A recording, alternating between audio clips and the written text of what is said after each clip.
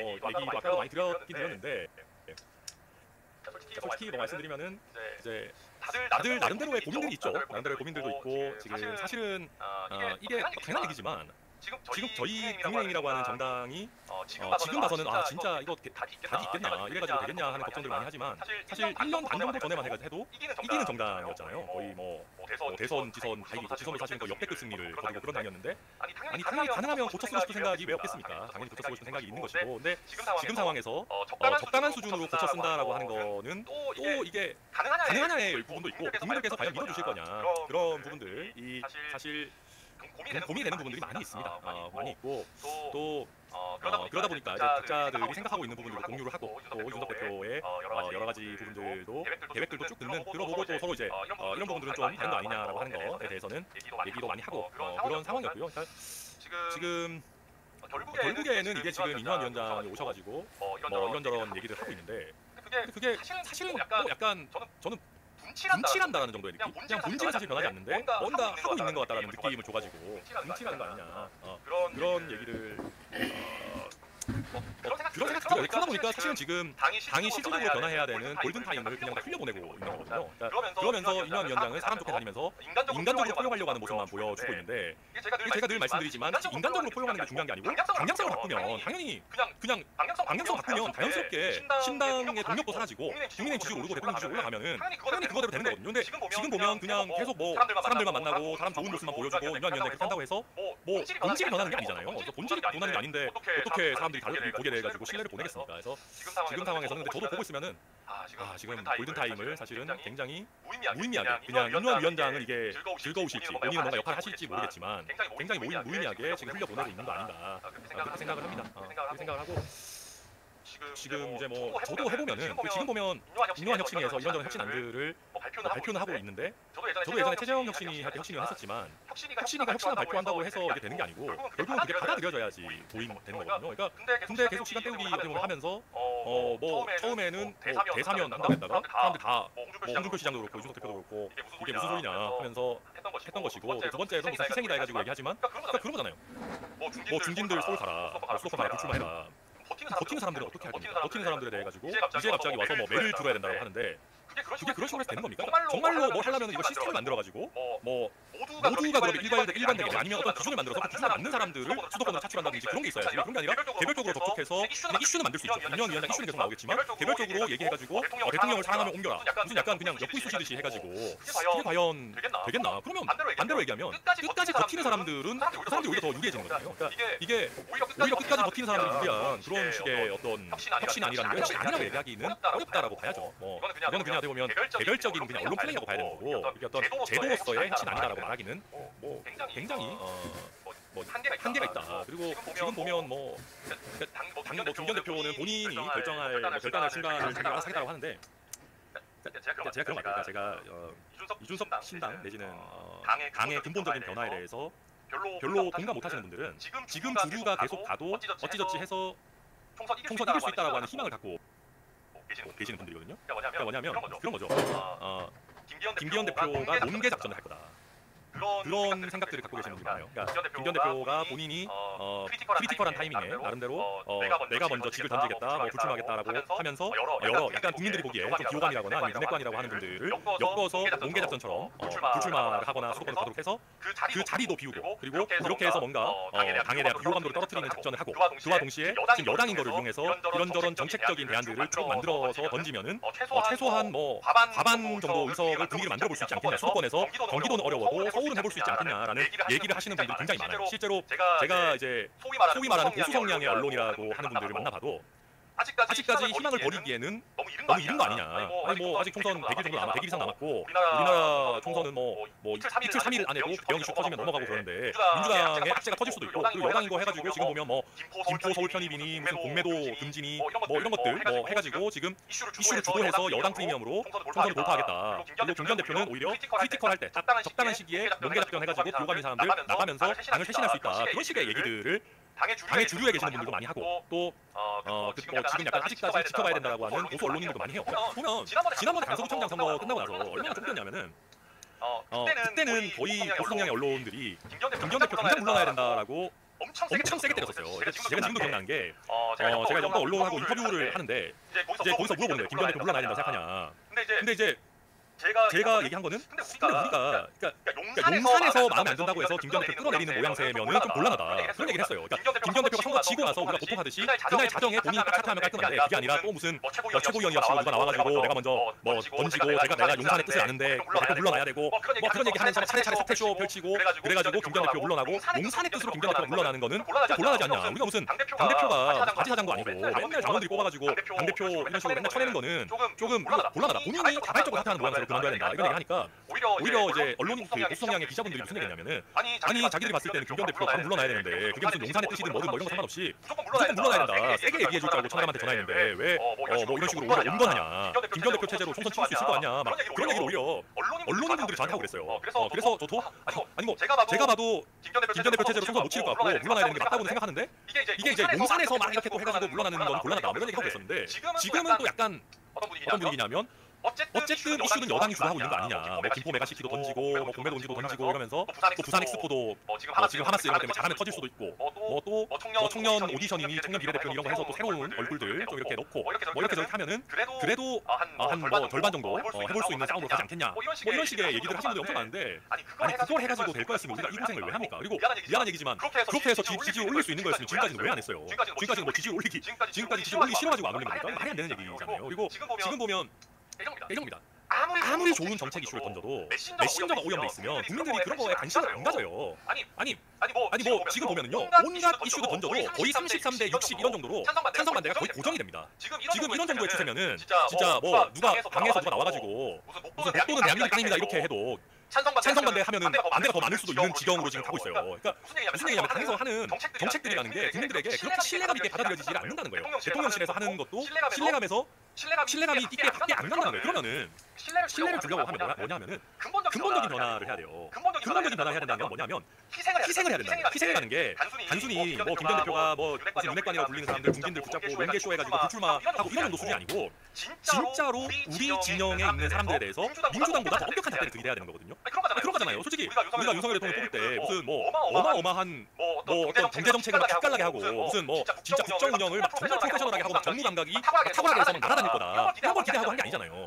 그냥 문재인 정부 때 조국 장관도 수사했고 우리 편 남의 편 가리지 않고 칼질해야 되면 하는 거니까 우리 사회에 약간 말도 안 되는 것들 여야의 진짜 잘못된 부분들은 제대로 우리 편이든 남의 편이든 가리지 않고 하겠구나. 잘못된 부분 잘라내겠구나라고 하는 거 그것 때문에 그런 거 아니겠습니까? 근데 지금 보면은 우리 편에 대해서는 굉장히 엄격하고 그러니까 우리 편에 대해서 굉장히 관대하고 뭐 우리 지금 보면 장관 후보자나 이런 사람들 보면 굉장히 그냥 잣대가 너무 편하네요. 되게 편안하고 이 정도 뭐 괜찮지 뭐 이거 뭐 문재인 정부 때에 비하면 이 정도면 양반 아니야? 이런 식으로 지금 잣대가 가니까 아니 얼굴 터질 듯 인기도 터지네 이런 말씀 약간 얼굴 터질 것 같다고 하시니까 좀 약간 갑자기 진지한 얘기하다가 좀 댓글이 눈에 띄네요. 네 아무튼 그런 거잖아요.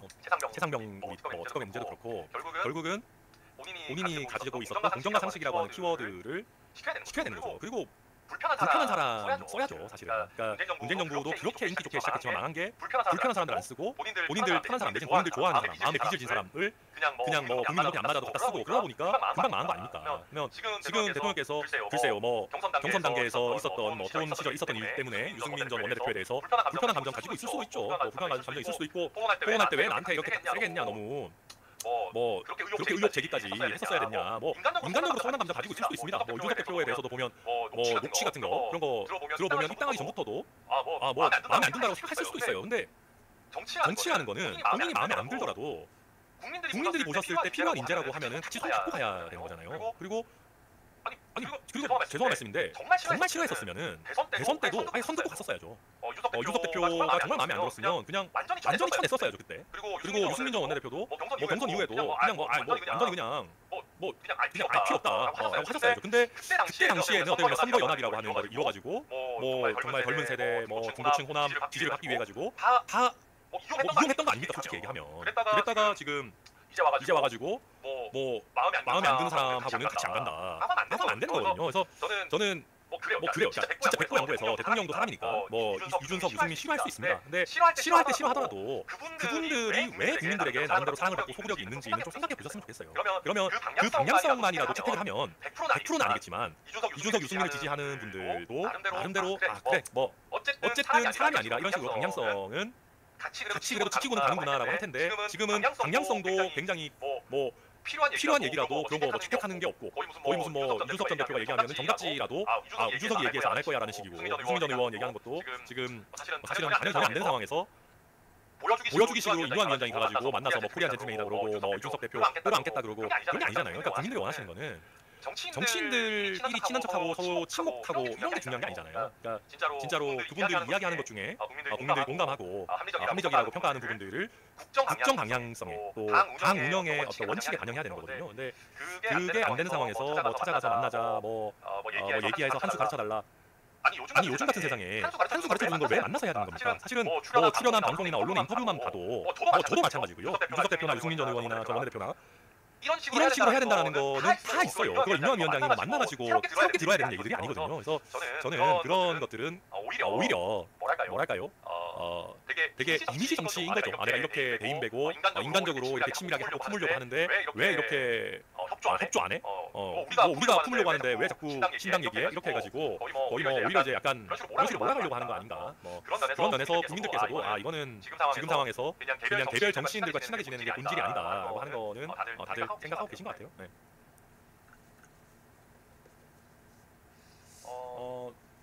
그러니까 이제 청년 뭐 최근에 뭐 이런저런 얘기들이 있는데요.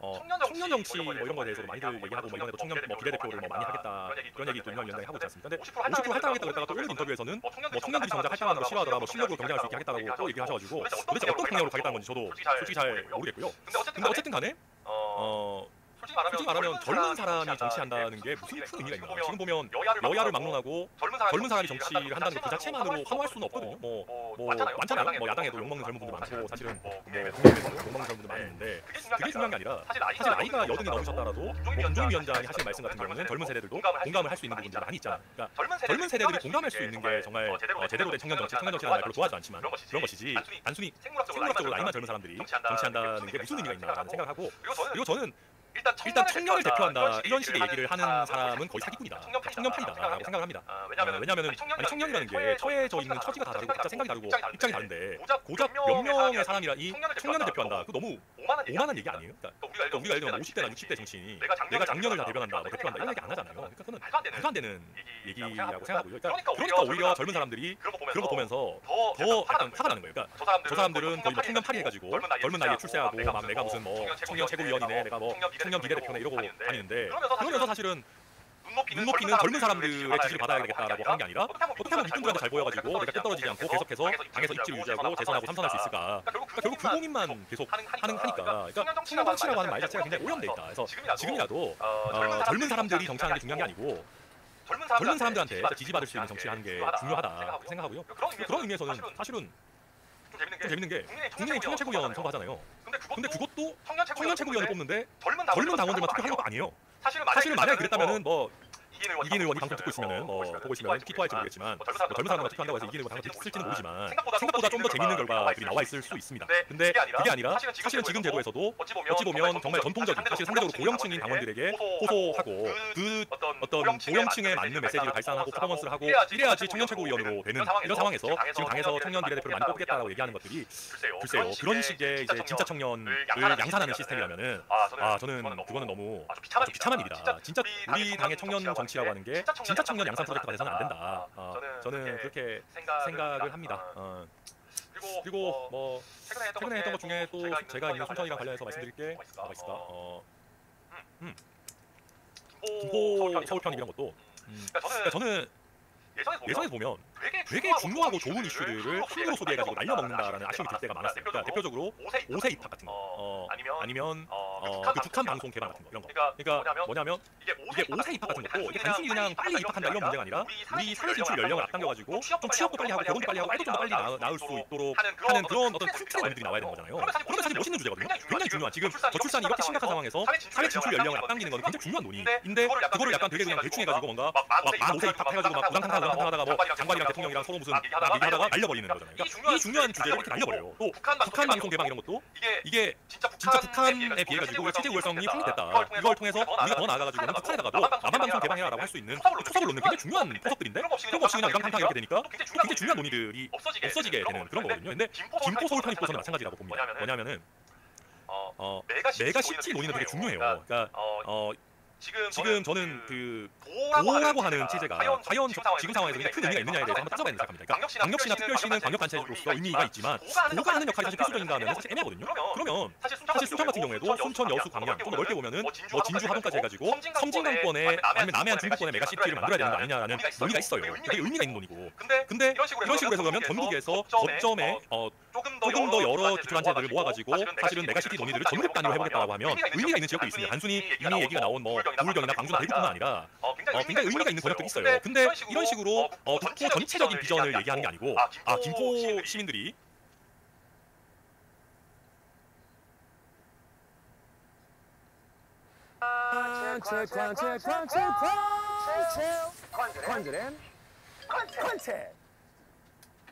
그거를 가지고 이렇게 가볍게 소비할 이슈가 아니라는 거예요. 그러니까 김포만 가지고 가볍게 소비해가지고 처음에 던졌다가 반응 안 좋으니까 이제 나중에 돼가지고는 서울에 있는 도시, 서울과 인접한 도시 전체에 대해서 고려할 수 있다고 했다가 또 나아가지고는 뭐 부산, 광주, 메가시티까지 얘기할 수 있다라는 식으로 논의가 나오는데 이게 거꾸로 갔었어야 되는 겁니다. 사실은 국토 전체를 놓고 이거를 우리가 행정구역을 어떻게 좀 재편하고 메가시티를 해가지고 지금 지역 소멸을 우려하는 지금 이 시대에 어떤 걸 해야 되는지를 제대로 먼저 잡고 나서 그러면 서울에 있어가지고도 서울도 지금 뭐 경기 남북도 논의가 있는데 서울 인접한 지자체들한테 특히 경기 북도 지금 논의되는 지자체들은 걱정이 있거든요. 그러면은 경기 북도보다는 서울을 좀 더 키우는 것도 논의해볼 수 있지 않겠냐라는 얘기를 던질 수도 있는 건데 지금 뭐 이런 식으로 그냥 막 던졌다가 또 막 늘렸다가 이렇게 가면 지금 오늘도 얘기 나오는 거 보니까 거의 뭐라고 해야 될까요? 그냥 정작 서울 인접 지역에 계시는 분들도 여론조사 데이터 나오는 거 보니까 별로 이렇게 뭐 좋아하시는 것 같지가 않아요. 그리고 제가 아까도 말씀드렸듯이 지금 상황에서는 메신저의 신뢰를 다시 회복하지 않으면은 어떤 좋은 정책을 얘기해도 그다지 그렇게 얘기가 잘 전달되지는 않을 거다. 뭐 그렇게 생각합니다.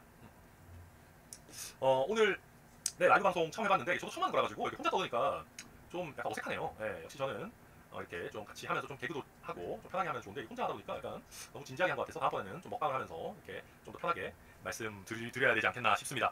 그래서 그리고 이제 그리고 이제 아까부터 여기가 어디냐고 물어보시는 분들이 많은데 여기는 이제 순천의 제 사무실이고요. 저도 집구석에서 할까 했는데 저도 애가 있어가지고 갑자기 이제 아들내미가 키워오면은 이렇게 약간 좀 그런 것 같고요. 신인규 변호사 얘기하시는 분들도 좀 있는데 신인규 변호사는 글쎄요, 이제 각자의 판단이니까 존중해야 되는 부분들도 분명히 있는 것 같고요. 다만 결국은 정치에 있어가지고 현실적인 부분들도 고려를 안 할 수는 없다.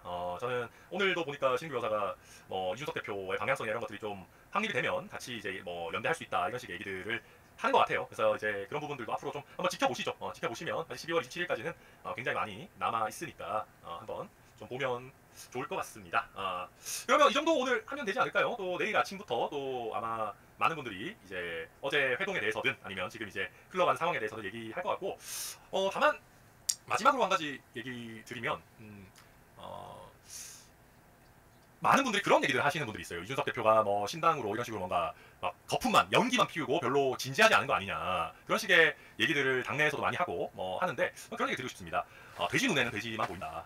그런 식으로 이제 정치를 그냥 자기 몸값 높이기 내지는 본인 공천만 받기에 혈안이 되어 있는 분들은 그냥 그 정도 잣대에서 정치를 보는 것 같고요. 그러니까 이준석 대표가 아직까지 신당에 대해서 아직 공식화를 한 건 아니지만 최소한 저희가 어제 한 4시간 정도 같이 모여가지고 얘기를 하면서 느낀 거는 굉장히 진지하다. 이거는 대한민국 정치 그리고 대한민국의 보수 진영의 어떻게 보면 되게 흐름을 바꿀 만한 그런 어떤 사명감이나 어떤 진지함을 가지고 접근을 하고 있는 것이고 단순히 그냥 본인 몸값 높여가지고 무슨 생각하는 것처럼 혹자들이 얘기하는 것처럼 선대위원장이랑 대구공천 주면은 가는 거 아니냐 그런 얄팍한 생각으로 하는 거는 결코 아닙니다. 왜냐하면은 저도 바보가 아니에요. 저도 멍청한 사람 아니고 저도 보면은 이 사람이 진짜 어느 정도 진지함을 갖고 어느 정도의 어떤 전략적인 사고를 가지고 하는 건지 다 압니다. 쉽게 얘기해서 약한 건지 아닌지 다 알고요.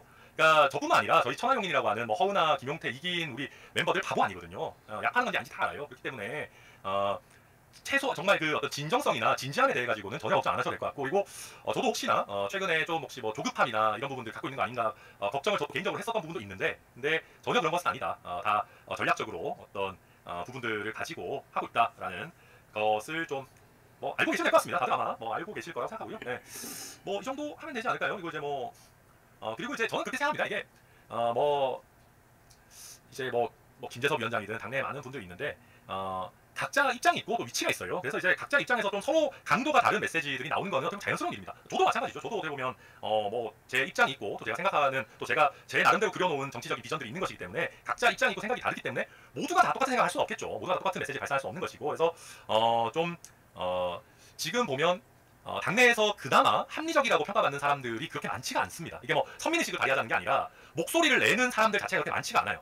그리고 목소리를 내더라도 본인의 생각을 얘기할 수 없는 분들이 더 많습니다. 대부분 다 답을 정해놓고 와가지고 이제 앵무새처럼 반복해야 되는 분들이 많기 때문에 나름대로 뭐 입장에 따른 제약이 있다 하더라도 자기 얘기를 하는 사람들에 대해서는 저는 좀 그래도 너그럽게 봐주셔도 되지 않겠나 그런 생각들을 좀 하고요. 그리고 저도 좀 답답해요. 어떤 의미에서는 지금 오늘도 막 수많은 언론인분들도 전화 오셔가지고 뭐 신당 가는 거냐 아닌 거냐 하는데 뭐 지금 단계에서는 아직은 신당이 뭐 공식화가 된 것도 아니고 방향성이나 뭐 이런 부분들이 완전히 확립된 것은 아닙니다. 그렇기 때문에 가정적인 상황에 대해서 저희가 먼저 막 얘기할 수는 없는 상황이다 말씀드리는 것이고 다만 우리 방송 서두에서 말씀드렸듯이 이대로 가다가는 다 죽는다라고 하는 위기감은 모두가 공유하고 있고 그런 면에서 굉장히 전략적으로 당과 대통령의 근본적인 변화를 일으켜내고 그런 변화를 일으키지 못했을 때는 보수 진영 자체가 망하지 않도록 뭔가 의미 있는 행보들을 고민해야 된다라고 하는 거에 대해서 다들 그 위기 의식과 어떤 문제 의식은 다 많이 공유하고 있으니까 또 조금 더 지켜봐 주시면 좋지 않을까 싶습니다. 그래서 실버 버튼 언박싱 안 하냐고 하시는 분들도 계시는데 실버 버튼 언박싱은 제가 뭐 저 혼자 할 수 있는 거 아닌 것 같고 뭐 아마 오면은 또 뭔가 그런 걸 할 날이 있지 않겠나 싶고요. 네. 뭐 그런 것 같습니다. 오늘 네, 요 정도 하면은 되지 않을까요? 네, 1시간 넘게 한 것 같은데 벌써. 네, 아무튼 제가 이제 순천에서 하는 첫 라이브 방송이었고요. 다음번에는 좀 더 또 꼭 먹방을 하진 않더라도 순천에서 또 계속 이렇게 라이브로 인사드릴 수 있었으면 좋겠습니다. 네, 그렇게 하고 네, 뭐 이게 끝난 것도 좀 어색한데 아무튼 다들 뭐 여의도 대건축조합 우리 또 순천 지역 방송 봐주셔가지고 감사하고 다음번에 또 재밌는 방송으로 돌아오도록 하겠습니다. 다들 고맙습니다. SK랑 삼성보다 훨씬 많아. 미국 IT 회사 계열 회장님이셔가지고 그래서 이제 기본적인 거는 내가 이렇게 얘기를 하고 그리고 대표님이 직접 일요일날 하려고 하는 5명을 다 모아서 얘기를 한 번에 하고 싶다 했어. 그래서 일요일날 저녁 식사 장소랑 이런 거를 대표님이 정해주실 거래. 대표님이 직접 원래는 약간 귀찮기도 하고 일이어서 안 나서시거든. 근데 나랑 엄청 친해. 그래가지고 나랑 반말하거든. 내가 도와줄까? 내가 할게 이러더라고. 그래서 직접 나서서 해주면 다 믿음이 더 가겠지. 그렇게 해줘. 그래가지고 하는 거야. 돈 엄청 많아 진짜로.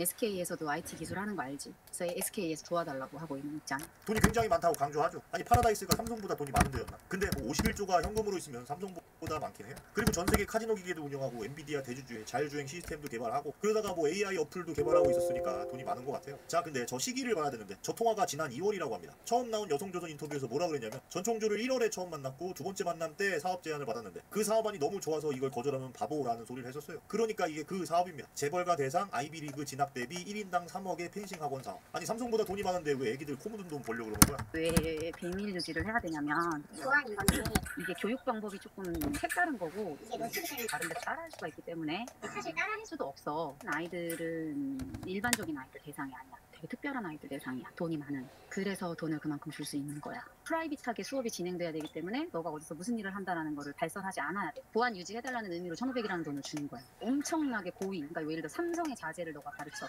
근데 예를 들어 너가 수업을 하는데 얘가 갑자기 오줌을 쌌어. 그런 거를 말하면 안 되잖아. 아니 오줌 싸는 걸 어디 가서 말하고 다니는 게 이상한 거 아니냐고. 어쨌든 굉장히 특별한 재벌가 자제들이기 때문에 비밀 유지도 해야 하고 그래서 월에 1,500만 원도 준다고 합니다. 여기서 남현이가 전총조에게 속은 포인트를 알겠는 게 재벌은 항상 베일 속에 쌓여있고 비밀을 유지해야 되고 숨겨져 있고 뭐 그렇다고 생각했던 거야. 그러니까 이런 비밀 속에서 자기들끼리 불알도 이식하고 그렇다고 믿은 거지. 그냥 극한의 상상충인데 이게 전총조 아다리가 잘 맞은 거예요. 어쨌든 그래서 몇몇의 코치들이 매널로 영입이 됐는데 전총조가 또 코치들한테 투자하라고 권유를 했다고 합니다.